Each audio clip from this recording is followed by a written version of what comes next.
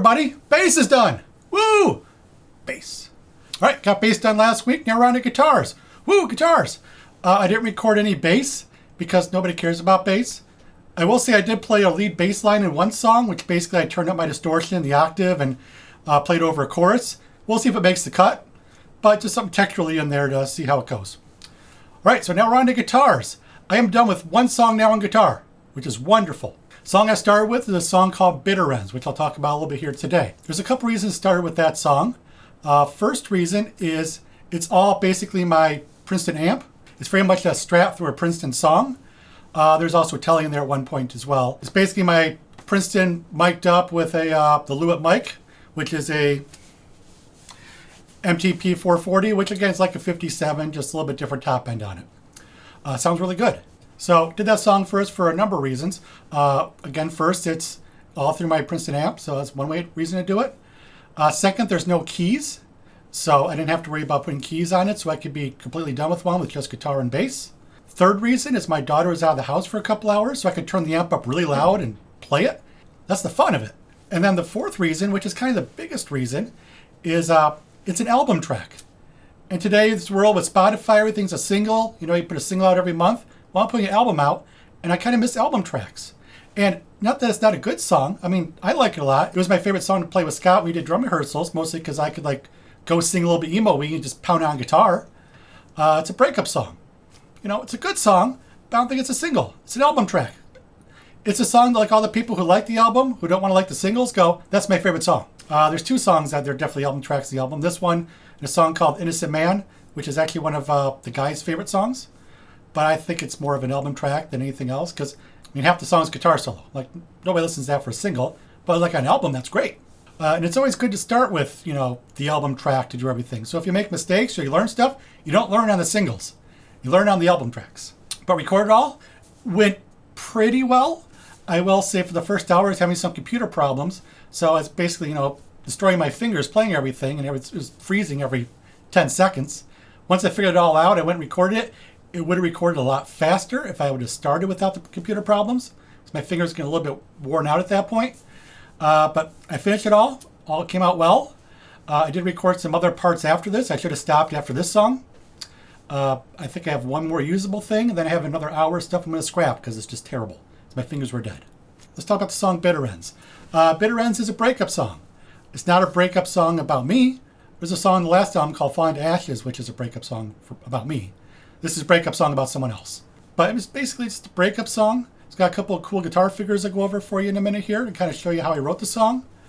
Basically, is a song that's been around for a long time. I had two half verses. I had a bridge I had part of I liked, and I had a chorus. And I could never figure out what to do with the verses. I thought to myself, the song doesn't have to be long. So I took half the verse I liked from the first verse, half the verse I liked from the second verse. I put them together into one verse. So it just goes verse, chorus, bridge, chorus, chorus, small chorus, big chorus, and out. The song's like just over 3 minutes long, which is perfect single length. Even it's like more of an album song. Lyrically, I mean, you haven't heard it lyrically. Well, a couple months, hopefully. You know, the album will come out at some point. Woo, album! Lyrically, it's just basically a breakup song. There was one line in there I like a lot, which is, this could get really bad with these two best friends I have, gasoline and cigarettes. I like that line. All right, so I'm going to play a little guitar here for you and kind of go over kind of the different figures of the song, and then we'll play some of the song. All right, I now have a guitar. You can see it. Move the camera. We're learning. All right, this song basically has been around for a long time. It's the guitar figure I play whenever I pick up a new guitar, see if I like it or not. So I know what it's supposed to sound like and feel like, which is this figure right here.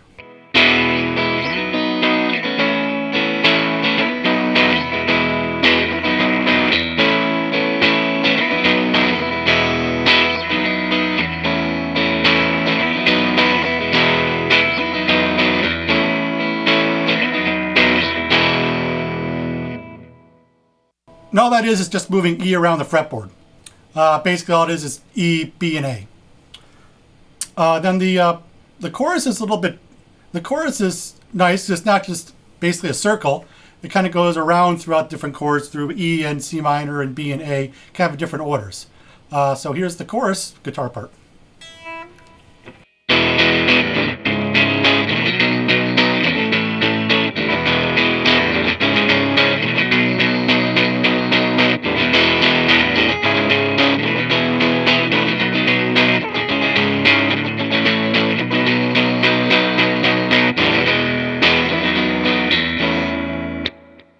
Also in the chorus, I have a little counter melody going over top of that as well, which is this right here.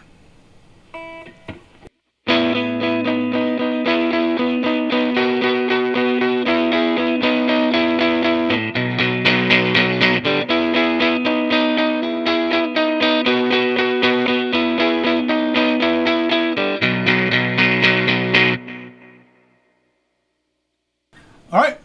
Then lastly, we're going to have a bridge I'll show you some of as well.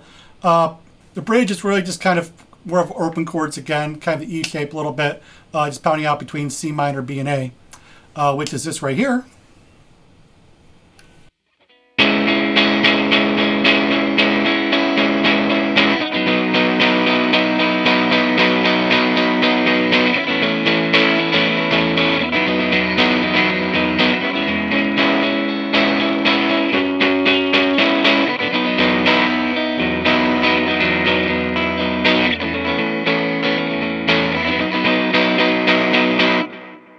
All right, and over top of that, I want to do a little bit of a lead line as well, which will be behind the vocals. I was doing something a little bit busier, and on the demo it's a little bit busier, but the day before I did this, which is just a couple days ago, I was watching that pedal show, and they were talking about the phrasing of David Gilmour from Pink Floyd. I'm a big Pink Floyd fan. And not that I'm anywhere near David Gilmour's level or play like David Gilmour, but they were talking about the phrasing of basically he'd do different phrases and put some gaps between them, so it wasn't busy all the time, there'd be some air. So I kind of thought of that when I was doing the little bit solo part for the bridge, and I played something similar to this.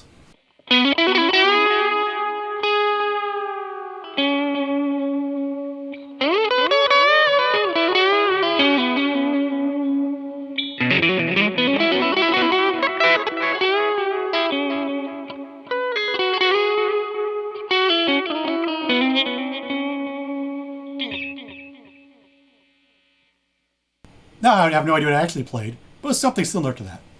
A little bit in time and hit the notes a little bit better too. So that's some of the guitars for bitter end. I'll play the first chorus to a little musical interlude here between the first chorus and the bridge, and some of the bridge for you as well. Also on top on the interludes on guitars, I just have basically like a first, fifth, and first thing going on, something like this.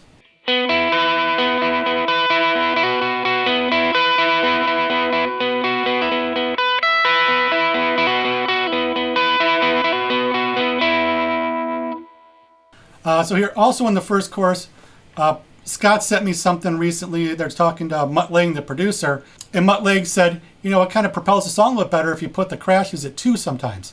So if you listen to the first chorus here, second half, the crash is on 2 instead of 1. Kind of help it move a little bit. So I do listen to Scott and Dick Darling sometimes. Sometimes.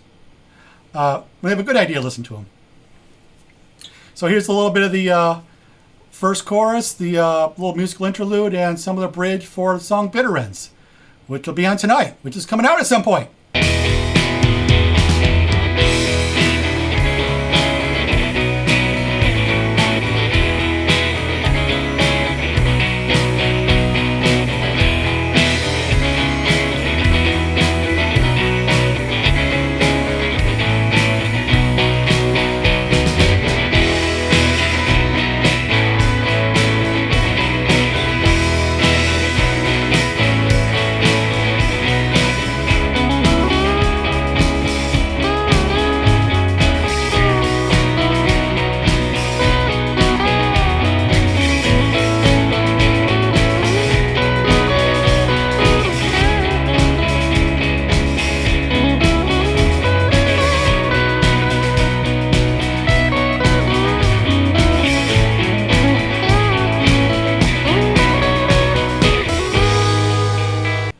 I just have to record the rest of the songs, which is going to take a while. I'm hoping to be done in a month, which gives you about 3 days a song, which I think I can do. I'll probably do like 2 days, maybe one. Maybe I'll do 2 songs in one day, and then I'll take 5 days without doing anything, let my fingers rest, and kind of get back in creative space again. Some of the songs have a lot of guitars. All of them have pianos now going forward, some sort of piano or organ. Some just easy, just like chording out some organ. Some of the songs certainly have a bit more difficult piano parts in them, which will take some time. Definitely be using some comping and some looping. Guitars! Bass. Guitars!